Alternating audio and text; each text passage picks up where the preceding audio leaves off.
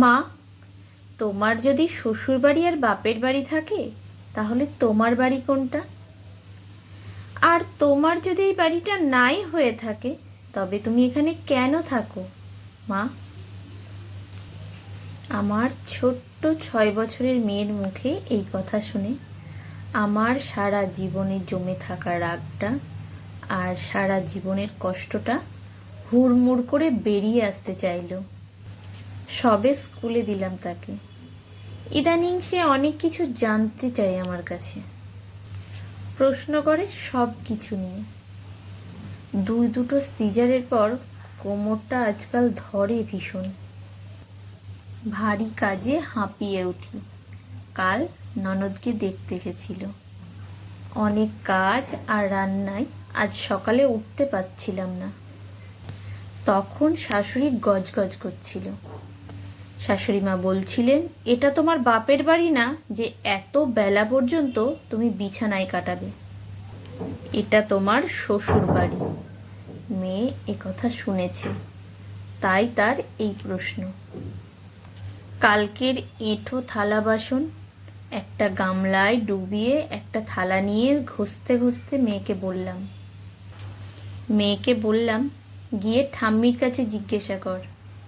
মেয়ে হাওয়ার বেগে ছুটে গেল, ওর ঠাম্মির কোলে গিয়ে বসলো।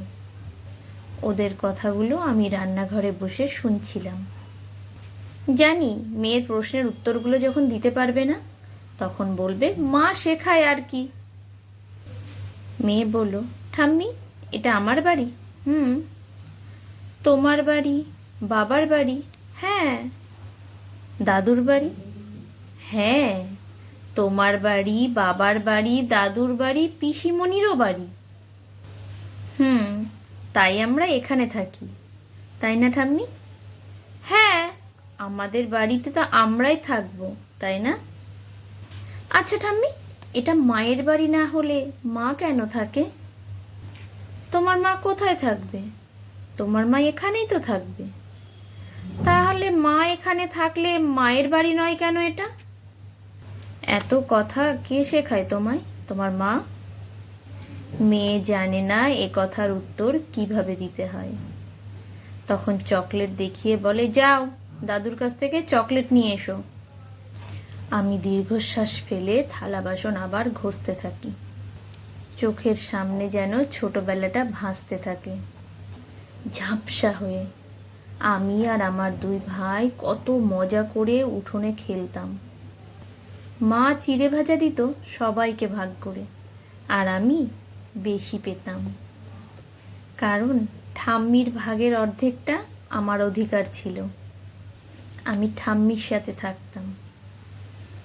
একটা কালো মেহগনি গাছের একটা আলনা আর একটা পড়ার টেবিল, আর ঠাম্মার আনলায় আমার আর ঠাম্মার জামা কাপড় থাকতো। জানালার উপরে থাকা সবুজ সাদা পর্দাটা যেন আমার সত্যিকারের জীবন, আমার রূপ, আমার ঘর, আমার খাট, আমার আলনা। শব্দগুলো উচ্চারণ করতে কত সহজ লাগতো। যখন থেকে বিয়ে ঠিক হয়েছিল তখন থেকে সবাই বুঝিয়ে যাচ্ছিল, এখন এইটা না, এখন ওইটা আমার বাড়ি।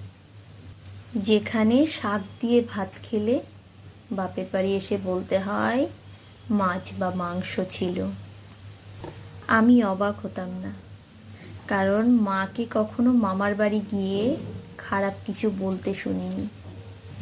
এই বাড়িটা আমার বাড়ি। যে মুহূর্তে বাপের বাড়ি হয়ে গেল সেই মুহূর্তে পর আলাদা হয়ে গেল। যে বাড়িতে আমি যাইনি এখনো সেই বাড়িটা আমার, সেটা অস্বাভাবিক কিছু না। আমাদের ছোটবেলা থেকেই শ্বশুরবাড়ির গল্প শুনিয়ে এসেছে সবাই, তাই আমরা মনে মনে প্রস্তুতি থাকি। আমার যত স্বপ্ন ছিল তা সব আমাদের হয়ে গেল। আমার বলে কোনো শব্দই আর আমার থাকলো না। আমার বাড়ি বলতে আর কিছুই রইল না। কেউ যখন জিজ্ঞাসা করে তোমার বাড়ি কোথায়, তখন আমি আরও 10 জনের মতন বলতে থাকি বাপের বাড়ি অমুক জায়গায় আর শ্বশুর বাড়ি অমুক জায়গায়। ছোটবেলা থেকে এত শুনি আমরা এই লাইনটা, এটার মধ্যে হারিয়ে যাওয়া আমিটাকে আলাদা করে আর কারোর চোখেই পড়ে না। আদর করে বড় করে তোলা মেয়েটাকে যখন নিজের বাড়ি বলে অন্যের বাড়িতে পাঠানো হয়, কেউ খবরই রাখে না যে শ্বশুর বাড়িটাকে নিজের বাড়ি বানানোর জন্য কত বছর লেগে যায়, কত কিছু যে সয়ে যেতে হয় শুধু শ্বশুরবাড়ির মানুষগুলোকে আপন করার চেষ্টায়। কেন যে মানুষগুলো আপন করতে পারে না, তবে কেনই বা আনে মেয়েদেরকে? যখন এটা কখনো তাদের বাড়ি বলতে পারবে না, তখন কেন অন্যের বাড়ি থেকে আনে মেয়েদের? বাপের বাড়ি থেকে কি দিল, তারপর বাপের বাড়ি নয় এটা, এটা কি বাপের বাড়ি পেয়েছো? সাহস হয় কি করে? এসব এ বাড়িতে হয় না।